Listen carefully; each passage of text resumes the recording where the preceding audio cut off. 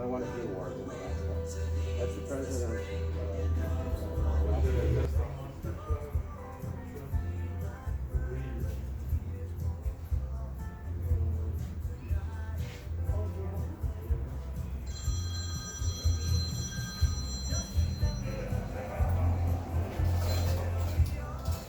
Hello, this is Frank. Let's start with the things I wrote down first. So number 7A is your equipment, right? Now, again, commercial, professional chefs, or anybody related to the business.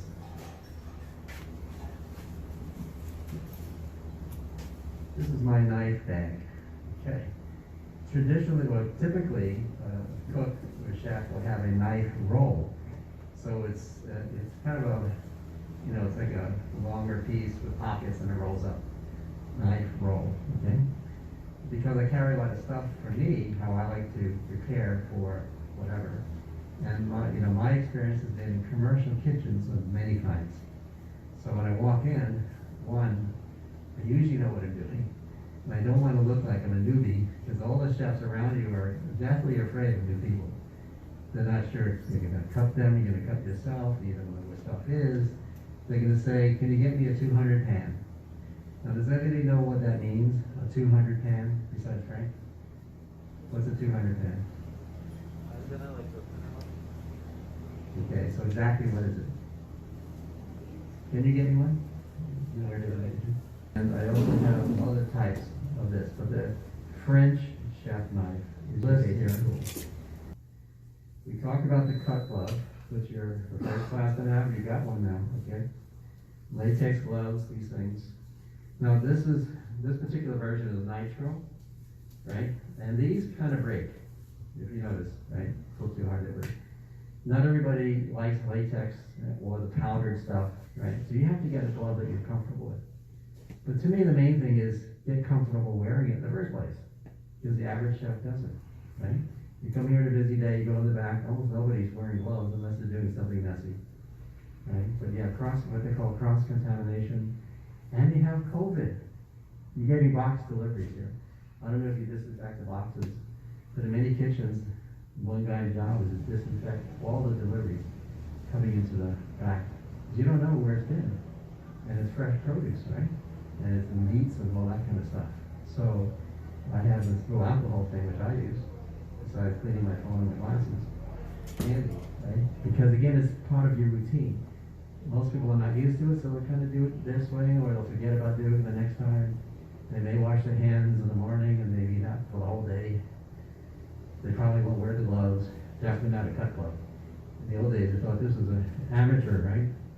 Wearing a cut glove. But high production stuff, even the best chefs that I work with will occasionally cut their finger. Everything stops, okay? So you gotta get used to this. Remember, this workshop is just to show you what should be done. If you don't do it, it's up to you. But at least be aware of what's going on out there. The next thing I have is the saute pan. Now this one, I am giving you my personal pans.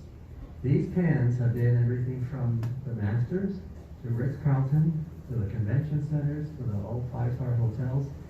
Why am I giving it to you? Well, it's part of my class. And two, I can get new ones for me. My husband and my dog, and pretty much I was working at a gluten-free factory doing healthy foods for many years, and then eventually realized that there are a lot of people like me with a condition that is actually getting more popular out. And it's not a good thing, but it is a realistic thing, which is a digestive disease called inflammatory bowel disease.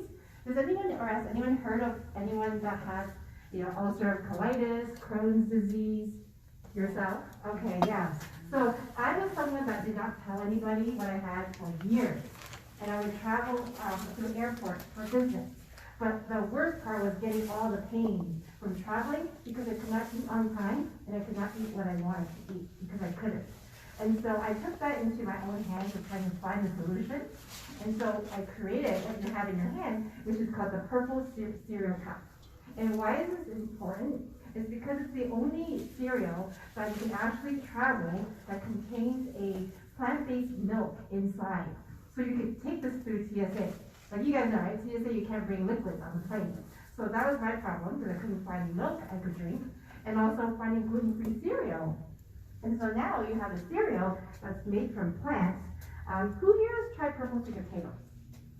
Purple sweet potato, yeah, one. Diana has. Anybody else have seen the purple sweet potato? I should have brought one, yeah. So they're really not as popular as regular sweet potatoes, but the reason why I chose it, not just because of the brilliant color, it actually is very, very beneficial for our microbiome, which is where it contains all the bacteria that we need to fight off all the bad bacteria that comes into us. Helps us stay in flow, so that we're fighting off for anti-inflammation. It has all the benefits of even anthocyanins, if you ever look that up. And it helps with preventing cancer cells from spreading. People like the Okinawans in Japan have the longest life history of being able to go way past our average American age. They eat sweet potatoes a lot, especially the purple ones. And so that's why I used it, because I thought it was very good for our gut. And I combine that even with a spoon inside. So all you do is you just empty the pouch, mix it with some cold water, and you have your purple oat milk with your cereal, and you can eat anytime, anywhere, cereal that is comfort for everybody. So that's where I started creating this business, and it took some time. Obviously, you have to do lots of testing and R&D, testing the product on the market. I had that done, had spoken to lots of nutritionists and doctors, and then reformulated again to make it even better. And so since then, I've also come up with a chip that you'll see in there. And that chip, I really wish you guys could try it now, because I would love to get your feedback, but obviously, you'll have to let me know. So my business card is in there too. If you can send me an email and let me know what you think of the products. Because you guys being in the culinary, it was so important for me when Chef Bill told me that, you really need to talk more with the people who are cooking, because they know, the flavors and give suggestions. So please do reach out to me and let me know. Now, this is where a typical cooking class will come into play. For the typical cooking class that you be seeing other people do, you're not dressed like this. You're usually in street clothes. You may have an apron. There's no lecture about being professional, all that stuff. But you don't need me for that, right? Because again, there's a million videos on how to do simple, cut things, cook things, recipes. But at least be aware of the fundamentals of why we're trying to do something. Equipment-wise, everybody has their French chef knife, right? Okay, so how do you hold this correctly? Again, there's a million videos. How we're basically taught and how it's taught in most culinary schools. You're gonna kind of grip this thing with 3 fingers here, and your index finger kind of gotta be like this against the blade. But do not put your finger on top of the thing, but like this, because you want control. And it's called a pinch grip. You're pinching something. So you see how I can have that, okay? So again, 3 fingers under, the thumb's kind of good. Do not put any fingers under the blade, because you don't have a cut glove on that part of your hand, right? Yes, okay. And your index finger kind of like this. It's not comfortable for everybody, right? Because you need to put your index finger against the blade. If it's sticking out, you're not going to have any trouble. Kind of like this, okay? So let me walk around and see if you all have that. Because how do you normally hold your knife, Frank? How do you normally hold your knife? You're in the business. Kind of like that too? Yeah, okay. All right, so Leo, you good? Frank's good. The way I do is I cut the ends. I need to sharpen my knife. Okay. So we cut the ends. That's the way I do. So after I cut the ends, I cut in the middle. So and after I have it in the middle, I just fill up the onion.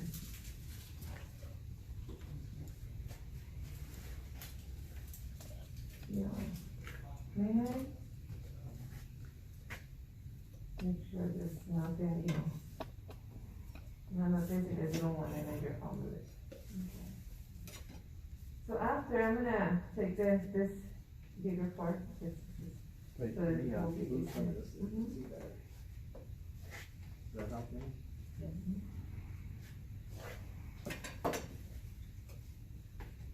All right. And so after what I do is I hold my onion like this, right?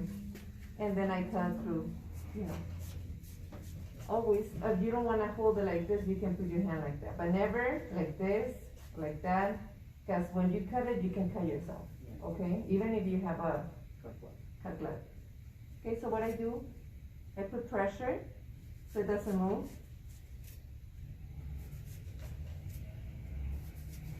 See? I made 1, 2, 3, 4, 5 cuts. Depending on the size of your onion, and we call that the suicide cut. So I'm gonna do the same, but like this.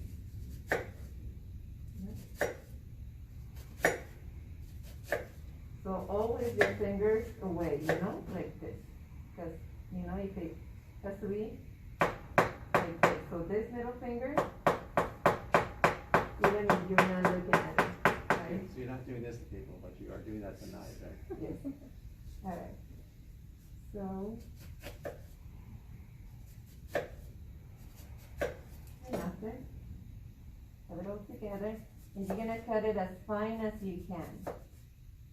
And the cut is called Bruno, brunoise, B-R-U-N-O-I-S-E. which is a French term for very small dice. And the dice is a little square, right? Mm-hmm.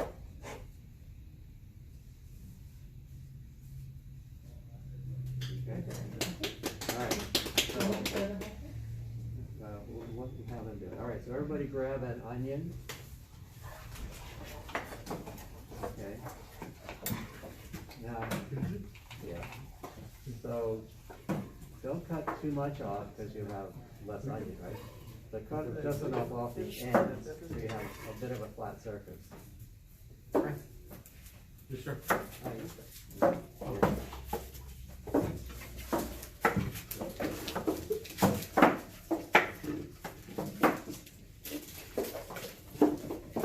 And take your time, don't rush, this is a class. I'm showing you how to do the technique. Use a large cork for the waist. Okay. Now remember, what Lydia was doing, what I call the suicide cut. You still got this half, this big half of onion. So don't do the suicide cut yet. So first just peel off the skin.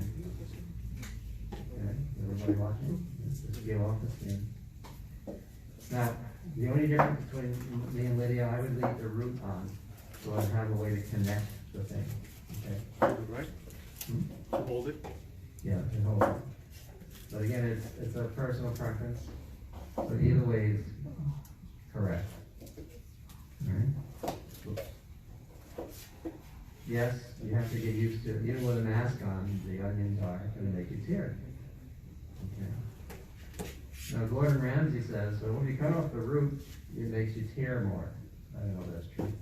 That's what he says in his videos, right? Okay. All right, so everybody got a half, so watch me. Don't do anything yet. This is a step-by-step thing, so don't jump ahead too quickly. Some of you already know how to do this, I know. Okay. So let me do my cheese. So what Lydia was doing was a fine dice called a brunoise. I don't need it that fine for omelets. I just need a small dice. So again, you have the half, right? I do the suicide cut, but I make sure that my hand palm is like this. I'm going to cut through the bottom, the center. Now she did like 5. That's too fine for what I'm going to do for omelets. So I might just do 1 or 2, because when you chop it, it's already small onions, right? All right, so I'm going to palm up, suicide cut through the center, but not all the way through. That's why I leave the root on it and I connect it better first. That should be personal, okay? So this is at a kind of a right angle. Then I turn the onion this way, right? And I'm going to do what I call stripes. This is what Lydia was doing, okay? Now she has better cutting skills than I do probably, because she does a lot more. Okay, but remember the claw method that she was saying, and the middle finger? So if you're gonna curse somebody, you will cut your finger off. So don't do that, okay? So thank God I got you guys these cut gloves, because in all my other classes, we never had them. I always talked about it, but I got that in here. So I'm gonna do, right, you can either do tip in, okay? depending upon how sharp your blade is and all that. And you make what I call stripes to the subscribe. All right. This is a, I guess they call this a white button mushroom. This is the most typical, who doesn't have mushrooms? Mike doesn't have mushrooms. Yeah, we'll get some more.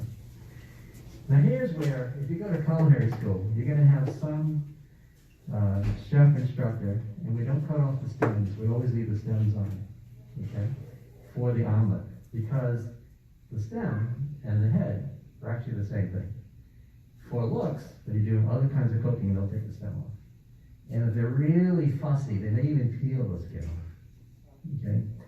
And if you're looking at this, often you'll have some dirt, okay? You don't wash mushrooms, by the way, right? We don't wash mushrooms.